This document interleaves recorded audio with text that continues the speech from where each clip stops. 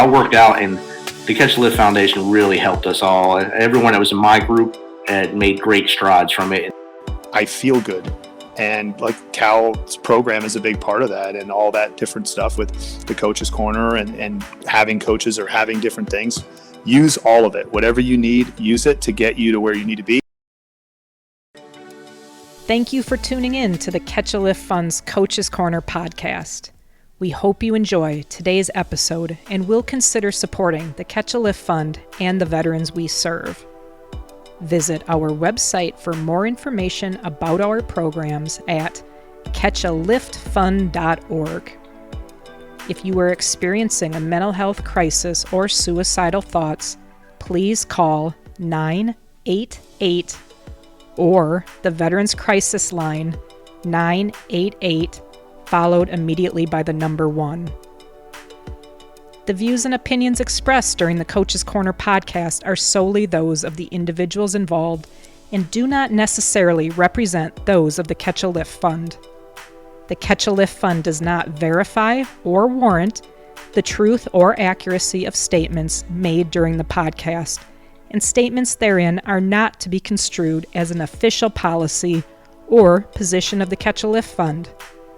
This podcast is provided for informational purposes only, and nothing herein should be construed as health, medical, or other professional advice. The Coach's Corner is a place for veterans to connect, heal, and share their stories.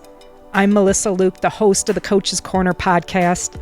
I am a U.S. Army Iraq War veteran, coach, and program director for the Catch a Lift Fund. The Coach's Corner is sponsored by ID Technologies. Welcome to this week's episode of the Coach's Corner. Hello and welcome back to the Coach's Corner. This week I'm honored to introduce to you all part 2 of U.S. Army veteran Viv Kolb's story. Sit back, enjoy the show, and I'll let Viv take it from here. So I want to shift gears just a little bit with you, Viv. So you and I both know, unfortunately, the devastating effects of military sexual trauma, individually and, looking out at our greater veteran community. Viv, would you talk a little bit about your experience with MST? Oh, yeah, absolutely. So MST is something that's close to my heart, and one of the reasons why later on, when SHARP actually became like a crazy thing, I became a VA. But early on in the military, I've been through my own military sexual trauma, and I was a PFC at the time. The NCO, he worked in a physical therapy clinic, and this man, I didn't know at the time, but had been getting away with assaulting female soldiers for quite some time, and I was one of those soldiers that he ended up assaulting because he utilized the fact that he worked in physical therapy to kind of help trick, I guess that's a good word, trick females to come into the clinic during times when no one should have been in the clinic. And I don't even mean like nighttime. I mean like times when everybody was at lunch or something like that. So he was thinking back on it, a very brave, bad person, he really felt like he could get away with stuff at any point in time. So at the time, I can't remember exactly what it was, but I was having some kind of issues with my knee or my leg or something like that, which, right now I know I have a meniscus tear in my knee. But I don't find that out till later on. And then he was like, well, come to the physical therapy clinic and I'll take care of you. And I'm a PFC. Yeah. I'm like, this NCO's telling me come to the physical therapy. Of course. All right. Yeah. I'm like, yes, sir. I'm going to come over there. He's like, I'm going to take care of you. You're going to be be good to go after this, you know. And he's like, I'm gonna teach you some things, basic, in my mind, basic PT stuff. Yeah, right. And then up until that point, you know, I've never really worked out. I've never done physical therapy or anything like that. So I didn't know what to expect going into a PT clinic. And I come in there and it's just him and and me. And then he's like, all right. He's like, go ahead and get on this table over here. And he's like, I'm going to stretch you out and stuff like that. And he had already told me at the time to be in PTs and all that. And it's like it gets real foggy after that, because, you know, the brain does amazing things and tries to block shit out. But basically, he was stretching me out, manipulating my legs and things like that. And then he goes from manipulating my legs to just grabbing my ass, you know, grabbing my breasts, and then just trying to fondle, you know, me and, you know, and then it just gets like crazy from there. And this was during the day in the medical clinic. It was a smaller clinic. Everybody's at lunch and just in the day. And I went to my NCO afterward, and I told her about it. And she's an amazing person, very strong, strong-willed woman. And I was so grateful I had a woman, because I don't know at that time if I had a male NCO if I would have even said anything. You know how it is, you don't know. And I told her, and she's like looking at me and like, shit, like almost like, again, you know, like one of those things like, this fucker, you know, like she already knew. And the thing is, like, sometimes I look back and I'm like, I wish somebody would have briefed me about this guy, you know, or something. But, you know, you can't change everything. And then that was reported, but there were no formal reports that were taken. You know, Sharp wasn't a real big program. Then there was no no sworn statements taken from me, nothing. My NCO went to the clinic commander at the time and told her what had happened, and luckily, you know, for us, that she was also a female. And I'm not saying a male wouldn't have helped us, but it helped. And then and they moved this NCO, and I don't know where he got moved to, but that was all that happened. And it wasn't until months down the line we find out this guy went to jail because he raped someone. And then more so the story, like, you know, we hear rumors, but there's a rumor that he was trying to run away from the cops, you know, when they came and came after him, like he tried to jump out a window. But that really put a bad taste in my mouth, you know, for just like people in leadership positions that take advantage of those that are under them. And especially having gone through, so I've been through sexual trauma on the civilian side before being in the military. And joining the military, part of my mentality was, I'm going to be safe here. And I think a lot of us have that mentality, like, I'm going into the Army, I'm going to be safe. They're going to take care of me. No one's going to fuck with me. And then you have this person that says, I'm going to take care of you. That's what they're saying. Literally says that.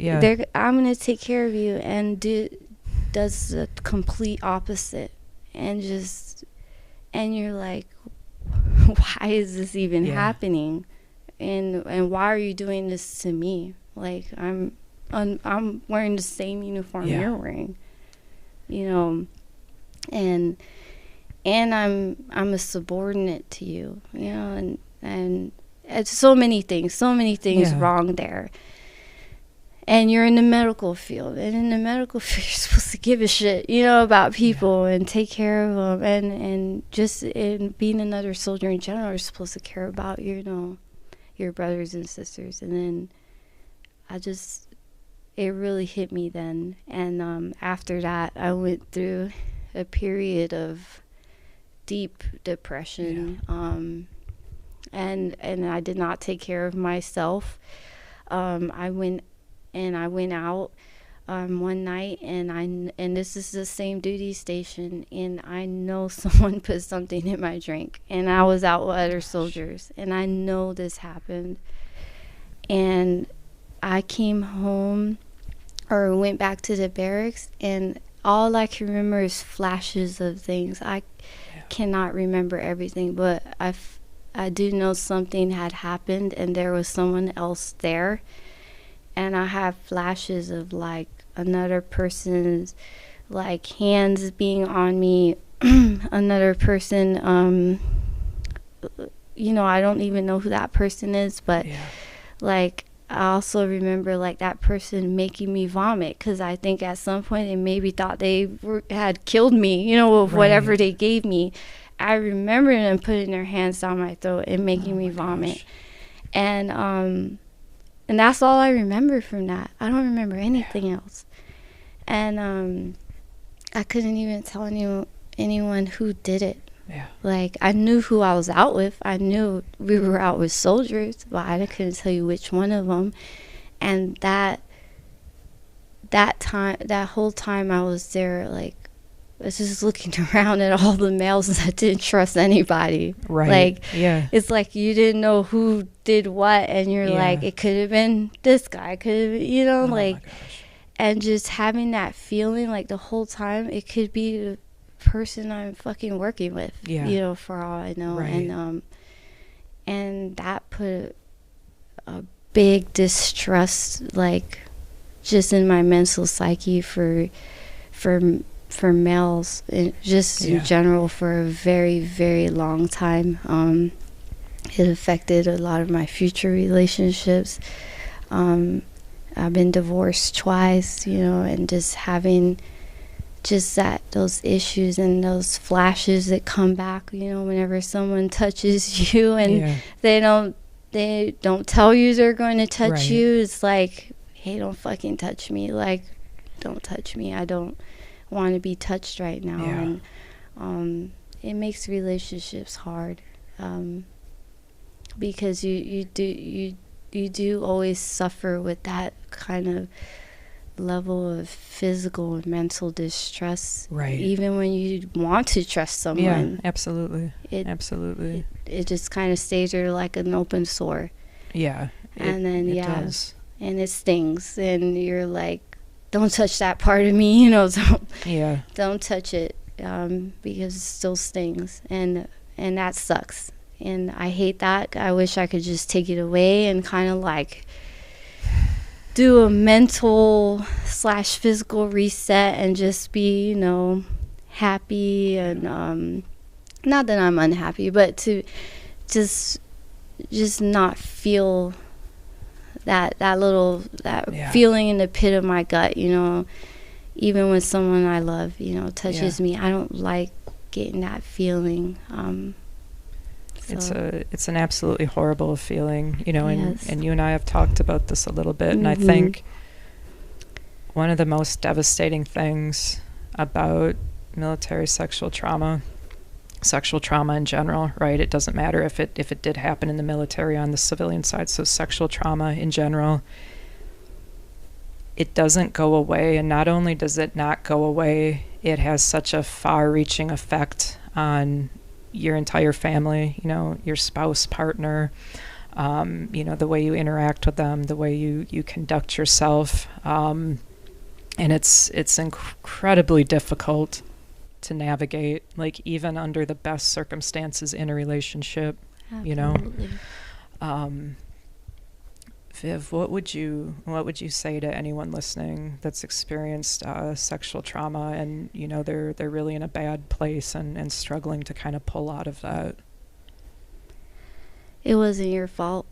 Like, regardless of the BS that you hear other people say. It wasn't your fault. That person had control of their own actions and their own decisions. And even if you're someone who likes to dress very, in my mind is cute, but someone else, they're saying you dress, too sexy, or you're promiscuous. Right. Yeah. That's BS.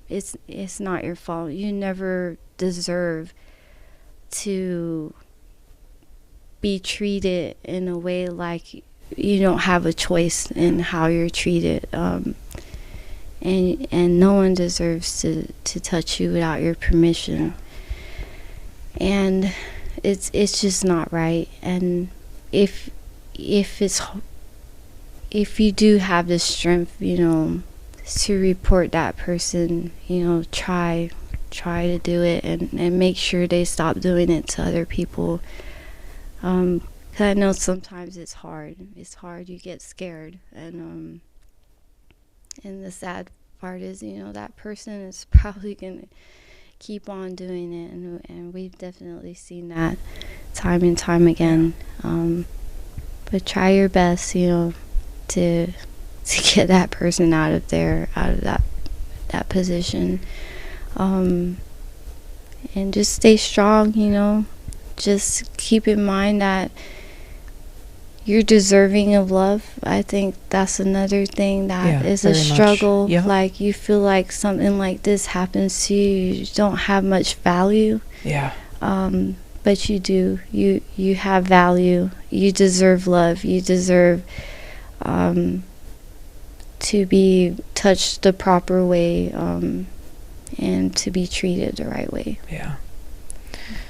Viv, I'm so sorry that you've had to go through that, but thank you so much for being open and talking with us about it. Again, I know, so many have experienced, sexual trauma, whether in the military or outside the military, so we really appreciate you talking about it, and I would certainly, echo what you said, and I remember for myself, it was well over 10 years post-assault to when I, kind of realized that, yes, I do deserve love, right? Because that self-love from that incident, right? It's like it's just gone, the self-love and even, self-respect and to think that you're deserving of, love and goodness and kindness from other people, so thank you for speaking to that.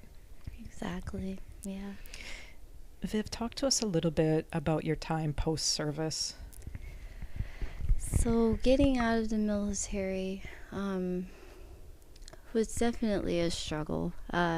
Initially getting out, it's kind of like, you joke all the time, I'm going to get me a DD-214 blanket. Yep.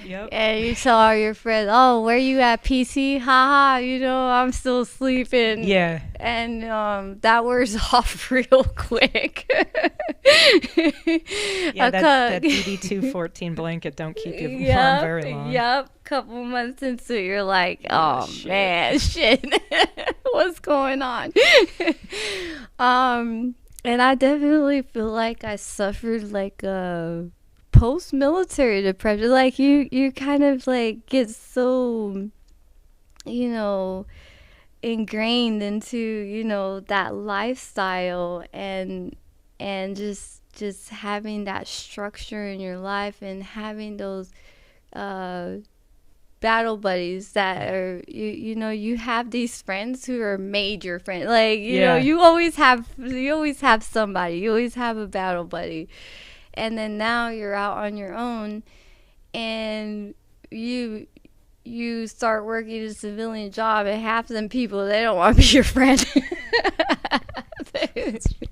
Or they don't have your back. It's like each man for their own, It's like, oh man, especially if you work in sales and for commissions, like each man for his own. Yeah. You don't really have that feeling like you have somebody that has your back, anymore, and it feels lonely. Lonely.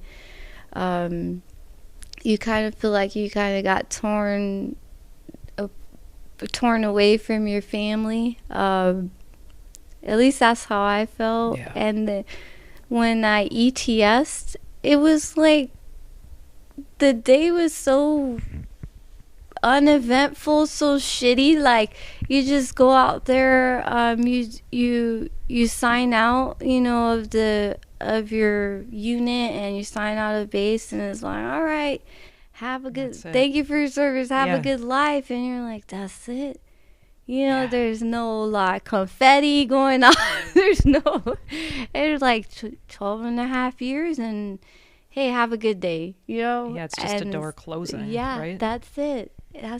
And it feels so, it feels so sad. And like months into, I was feeling so down. Like, all I wanted to do was go back. Yeah. I just wanted to go back. And I had to keep reminding myself of the reasons that I got out in the first place, and a lot of it had to do with my kids. I didn't see, from going from Kuwait to becoming a drill sergeant for 2 years, it was 3 years straight, almost, that I did not see my kids. At the time I had 2 boys, and I wasn't raising them. And and I think that's another hard thing that us women go through in the military. Like, you have that battle in your mind where you feel like you're a shit mom because you're not home enough, even though you're doing this great thing that you have so much pride in. Right. So I had this battle always going on in my head, like, man, like, I'm doing so great on the career side, on this military side. I'm very prideful. I love the military. I love my country. But man, my kid, like, they don't see me. They're suffering in school. I'm not doing good there. Like, that's not a success story for me. And I hated that.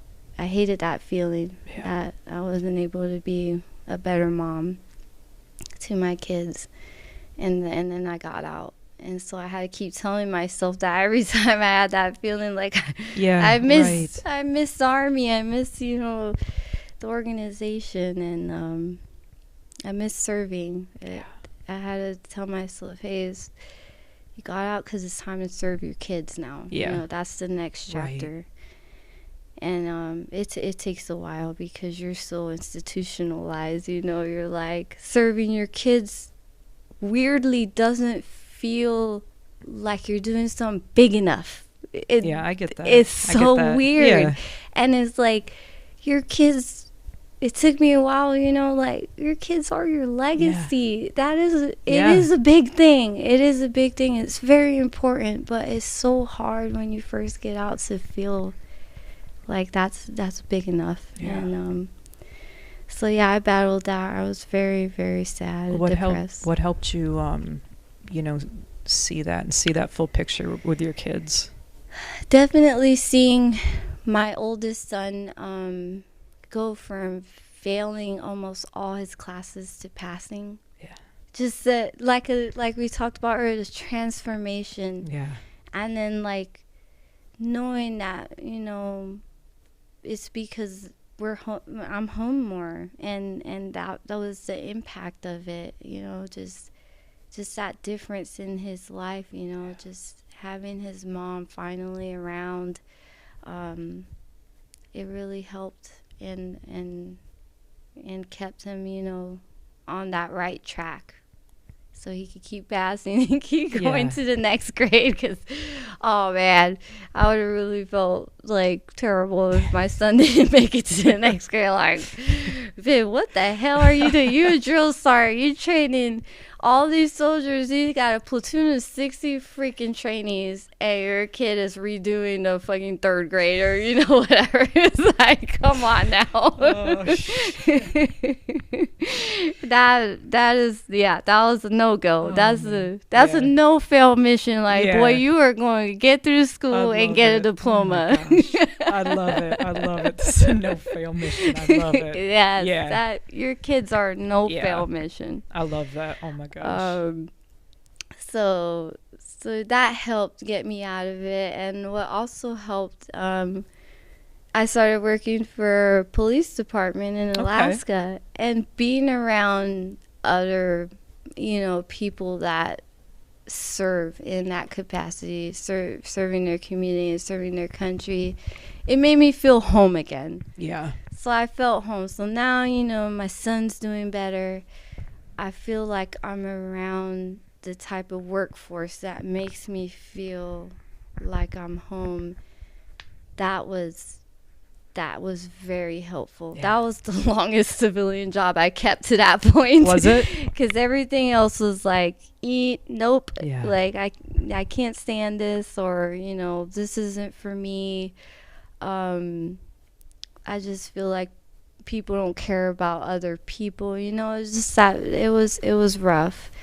And then working around law enforcement officers, it was really good for me. It helped a lot. And just seeing like how servitude can happen here back at home. You have these first responders, and they're out there being heroes too. And I really, really appreciate them, and all of them that are listening to you now. Like, I support you, man. For sure. I know it's rough out there. And there's always some bad apples, in every barrel, but there's a lot of good ones. There's a lot of good ones.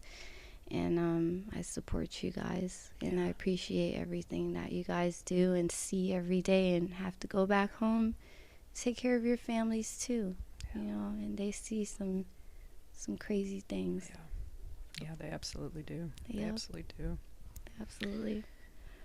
So Viv, something else that you had shared with us was post-service, you wanted to expand your family. Oh, yes. You would end up going the IVF route. Viv, talk to us about your experience with IVF. Oh, man.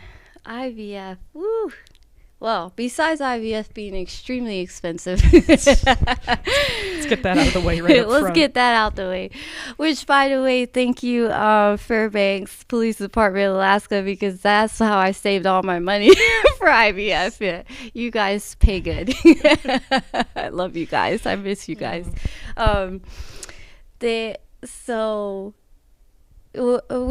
Me and my husband, at the time, I had 2 boys, during my time in service, but we didn't have our own child. And then, changes in your body and going through fertility issues, I had gotten a tubal because I was in a very dark place with my last marriage. I was like, there's no way I can have another child with a man, you have these issues that stem all the way back from all your traumatic experiences. Absolutely. And then you do things to your body that, because you don't love your body, the self-worth isn't there. Yep, so exactly. I had a tubal after 2 kids, and then afterward I had a reversal after I met my husband. And they told us that the reversal was definitely going to work. They did the, I can't remember, but the dye test, and it showed that both of my tubes at the time were open, and that we would be able to conceive. And every time we conceived after that, even though they kept saying my tubes were open, we had a miscarriage. And we had 8 miscarriages before we were like, this is just, this is not work. Yeah. This is not right. Come to find out, one of my tubes for sure scarred over, and it's closed, and then the other one is probably not open enough as much as it should be. And we met this amazing doctor in Austin, and he started us off on the IVF process. Once he figured out we could pay him, so of course. I'm just messing. There's that money again on the IVF. IVF is, just to let you guys know. So the military, for those of you in the military or in the VA system, they will cover IVF costs if your infertility is your disability is service connected, your infertility is service connected. So I just want to put that out there. Mine was not service connected because my infertility was due to the tubal reversal not working. And I'm just putting out there for the women who are out there and they really want to do it. You do have a chance if your fertility is infertility is service connected. So we started the process, and the first thing they do is you start medication right away. You start off with birth control just to regulate your cycle. You go through a normal cycle, and then following that, you start injections. Okay. And they give you a bunch of hormones that basically make you super ovulate.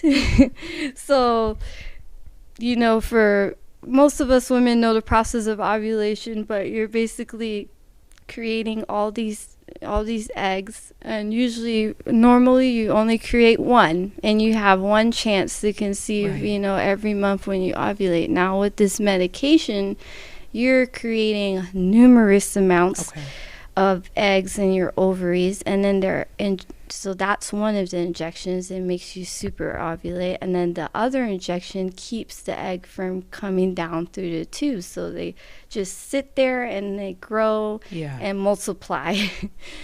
And that feeling is extremely uncomfortable. Gosh, I can't even imagine. Yes, it is like that dull, achy pain, pelvic pain that a lot of us females kind of know. It's like that times maybe 5. It's so uncomfortable. It feels like you have an alien growing in you and it's just gonna pop out at some point. So you have this ache and you feel super bloated because you have these, even though they're so tiny, your body feels the effects of this expansion down with all these eggs. And during that process, they're counting your eggs to making sure your ovaries are creating more than one egg.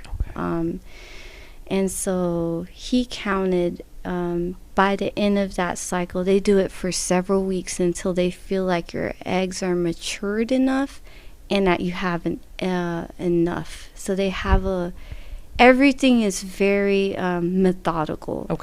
Your shots are taken at the same time every day. You have your appointments at the same time every week. And they're counting and doing everything. You have to be on point. I would go on, at the time I was doing runs because he didn't want me to do a lot of weightlifting, and he wanted, my hormone levels to kind of stay at a certain point. So he said not to go excess in the exercise department. So I was jogging, and I would have to speed up my jogs to make it back home to do my shot. Or if me and my husband were out and about doing groceries, I was like, we gotta get back home, I gotta take my shot.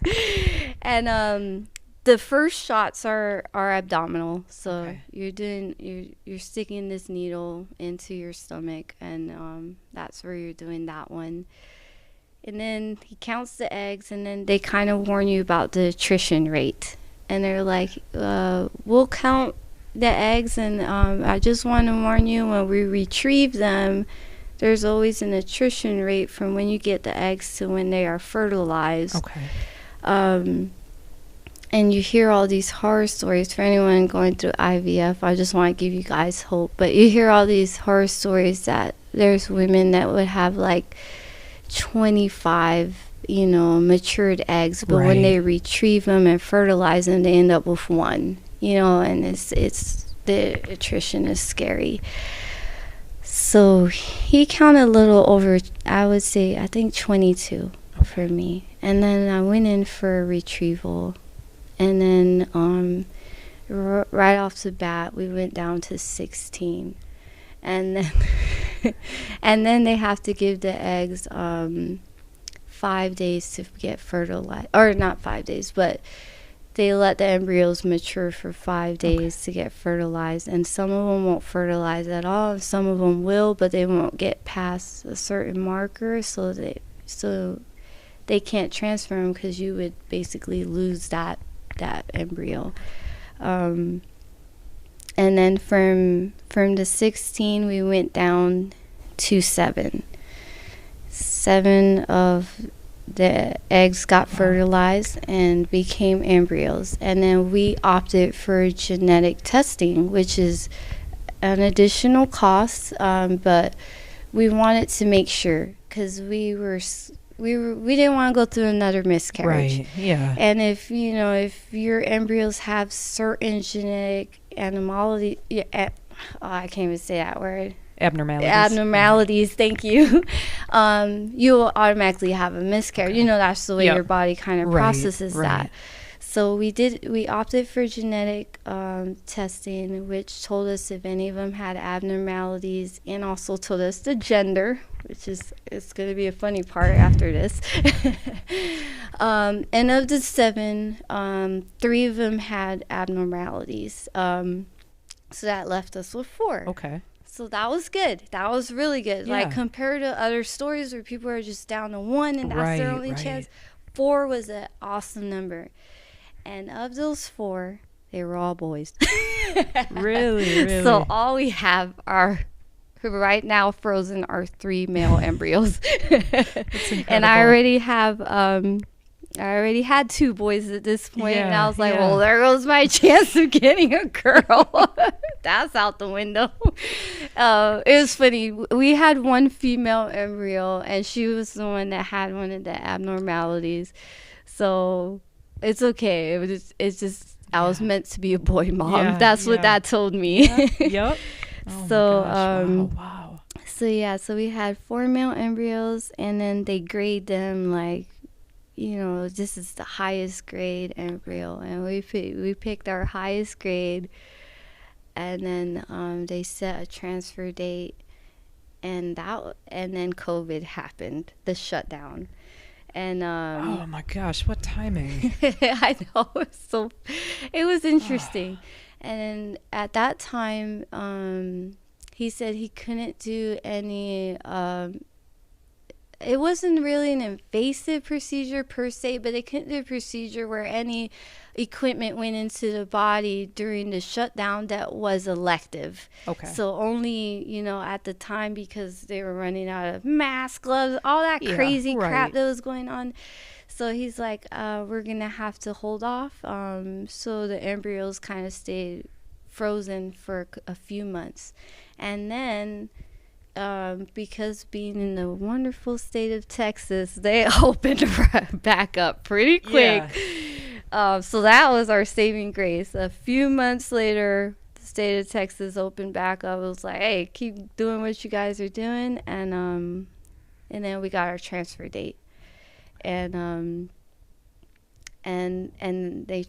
that's the day when they transfer, your 5-day-old embryo into your uterus, and then during that, prior to the transfer and then after the transfer, you're doing a lot of shots. Now it's more shots than before, to regulate all the hormones that you need to keep a pregnancy. What was that like emotionally?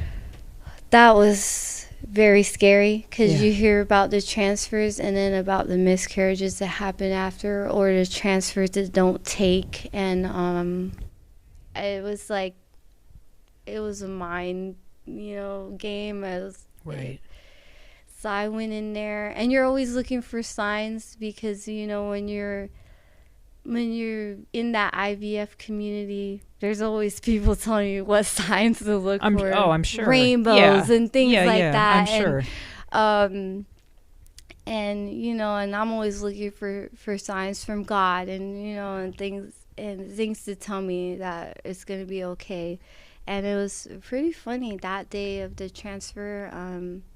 It was raining, and I saw a rainbow. Oh my gosh. I know, so weird.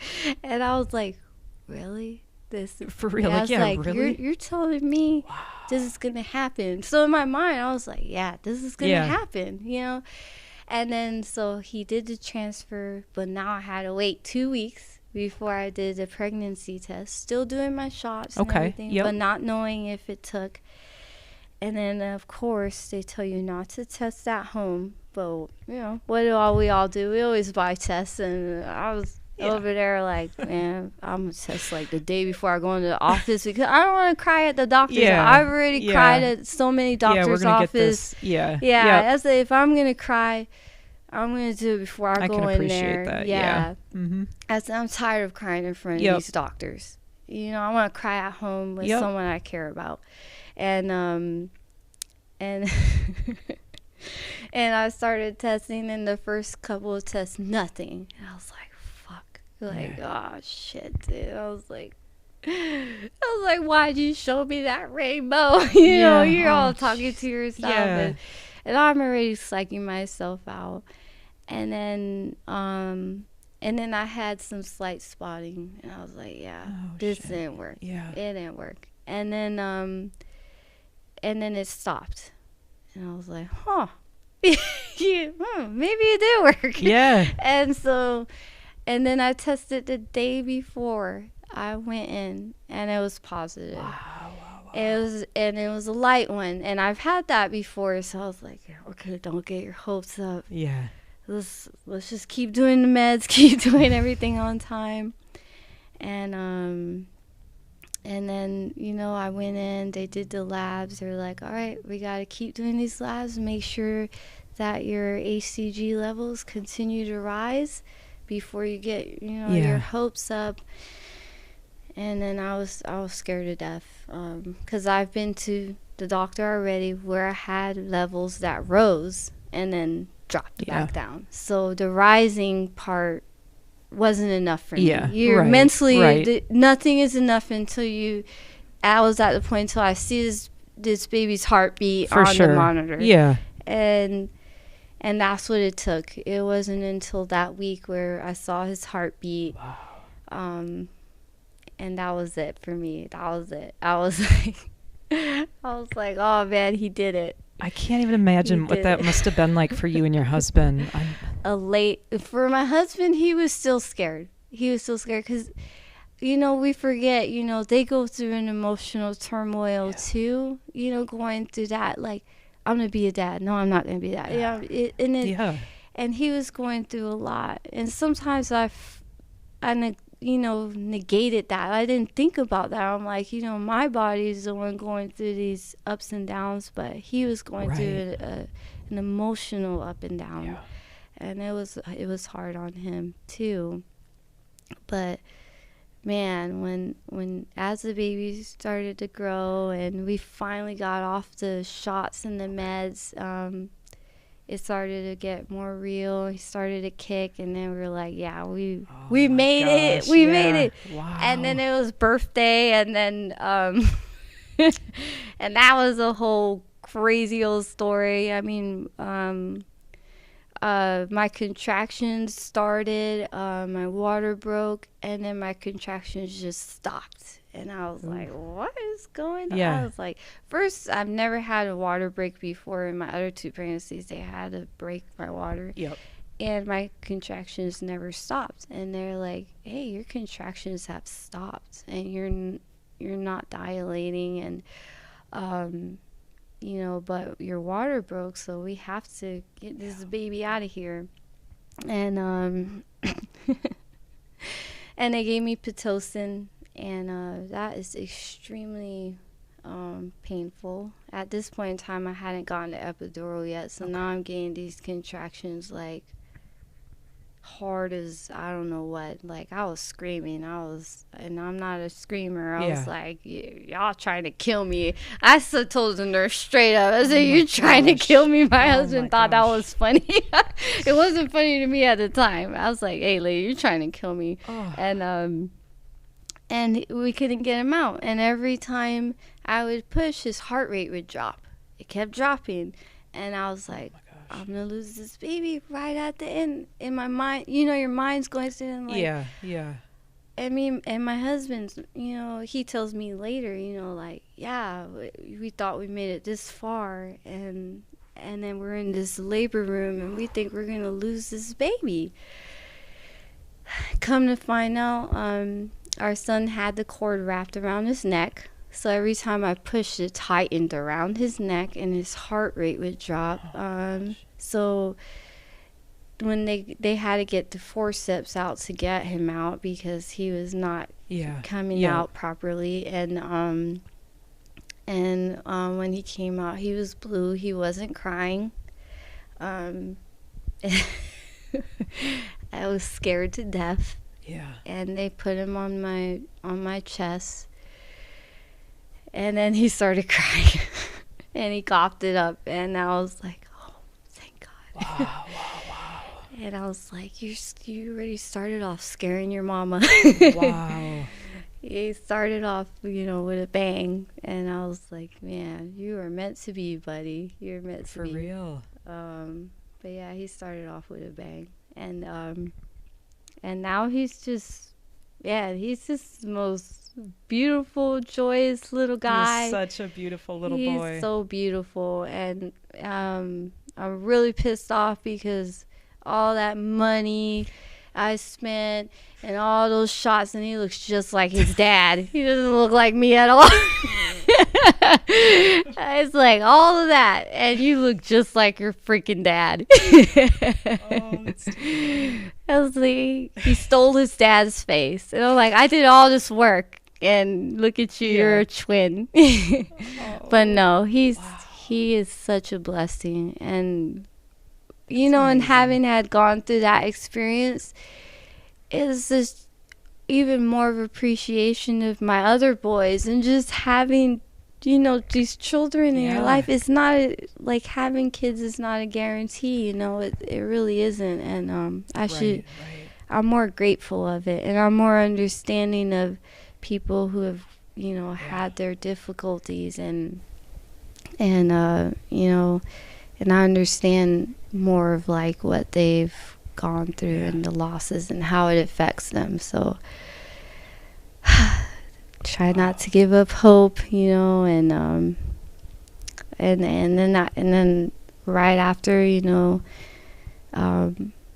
I met my neighbor, and I bring her up because she's had all her children are adopted. And it just shows an appreciation of like, what gifts were given, and absolutely. And she's an amazing mom. She's an amazing mother, and I'm so glad like these kids were put into her life, because I cannot imagine them being with someone better, and it just shows like, blessings come in different, absolutely avenues. And absolutely. Yeah, and it's important to remember that, right? Oh, yeah. Like there's, So, wow. It's great. But yeah, IVF is interesting, and it does make you tired, and it makes you moody and achy and all that, but it's all worth it. It's all worth it. Thank you so much, Viv, for telling us about that experience and about your son. That's absolutely incredible. Of course. I want to shift gears again a little bit with you. Viv, talk to us about how fitness has been a part of your life. So initially, joining the military, it was just about push-ups, sit-ups, and running. And that was really like my first big introduction to the fitness lifestyle. I did a little bit of soccer when I was in high school, but our high school sucked at all their sports, so it wasn't like I was elite or anything. Yeah. We were kind of the high school everybody made fun of. So then, getting introduced to that was my first introduction, and it was all about just being faster, like being the fastest runner and all of.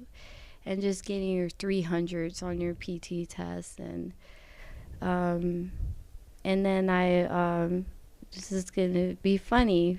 So I met my husband, and I was literally running like almost a half marathon on a treadmill at the time. And he came into our unit, and he's over there like working out, and I'm like, man, that's pretty cool. Like, this dude looks strong, you know. And I started working out with him. And part of it because, I had a crush on him, and the other part was because I thought it was cool, and he started to teach me some things. And I took it in and listened, and I never knew how to do a pull-up. And I asked him, I said, I want to do pull-ups. And he got me to doing pull-ups. Oh my gosh, that's so cool. Yes, and the way he did it was interesting. He told me if I let myself go down, I'm dead. Like, that was his thing. Like, if you were on the ledge, you would have died because you couldn't pull yourself up. And that stayed in my head for a long time. So I was like, damn it, I do need to be able to pull myself off the ledge. Yeah. Especially with the hiking and the rocks that we go up. I'm like, yeah.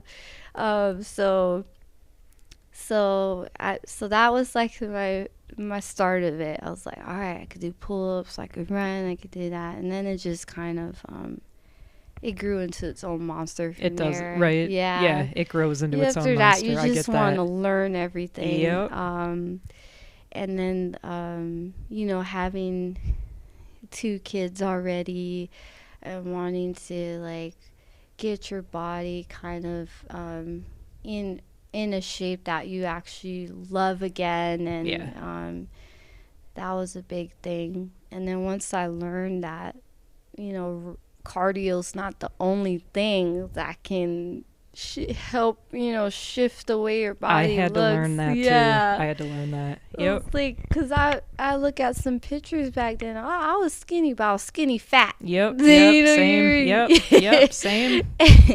And once you learn how much the weights really can help change your body composition, there's no turning back after that. It's a whole different game. You just want Yep. You go from, now I know how to change my body composition, to now I just want to be strong as hell.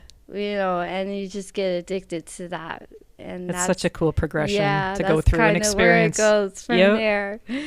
So it starts off with just aesthetic to like it's all mental now, and just it's really good. So it's impacted me mentally like I can't even say. That's tremendous. It's amazing. And it's amazing to also reflect, like I've told people this, reflect back into like the experience I've been through, the MST, and then things that I've been through as a teenager, and say, this version of me now would fucking kill somebody. Like, you're not fucking with me now. I love it. And I like that. Like, I like that. I feel like I'm harder to destroy, physically and mentally. Yes. Like, you won't destroy me. I get that. Yeah. So.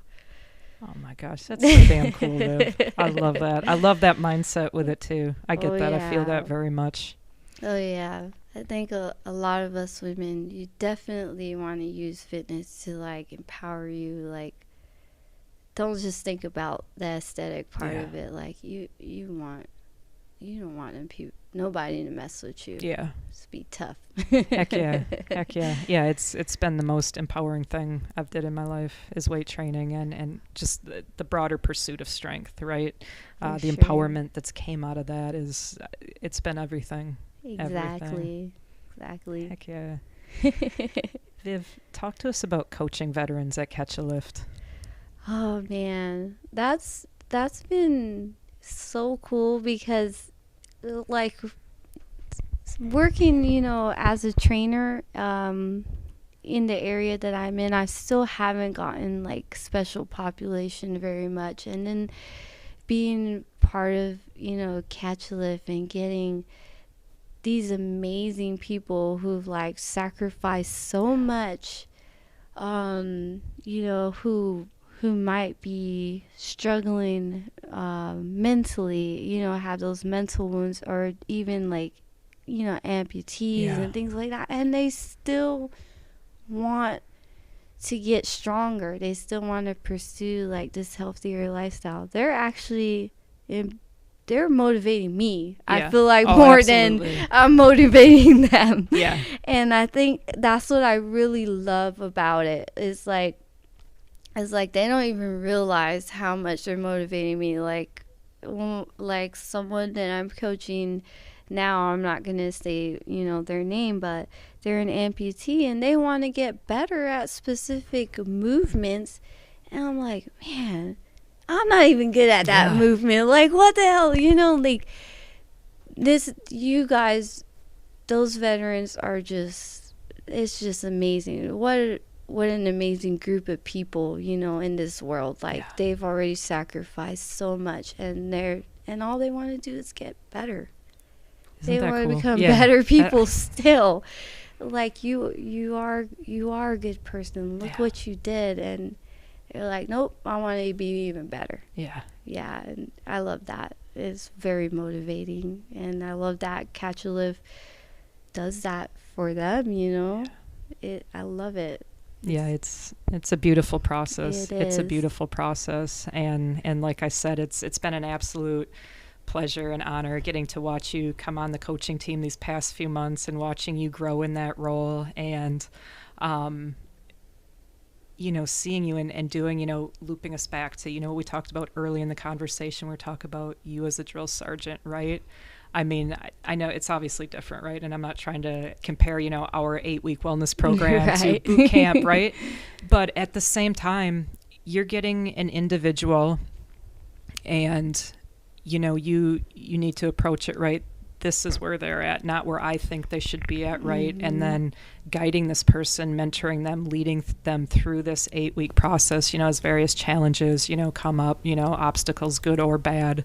Talk a little bit about seeing the development of veterans through that process.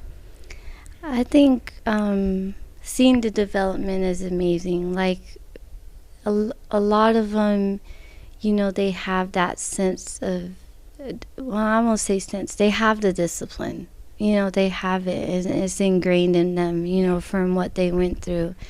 And now they just have to tap back into it to, reach the goals that they want to reach. And then I think sometimes, from all the things that they went through and the sacrifices, the tapping back in is where they want us to help them with. And from there, once you get tapped in from there, that's it. Like, they take off, like, for sure. They're on flight, and then there's no stopping them. And I think just understanding how it felt for me when I first came out, and that feeling of being separated, in that way. And then having us, I feel like the most important thing to do is to just be there. Like, hey, I'm here. I'm your new battle buddy now. Yeah. And then I think just that is what's helping them.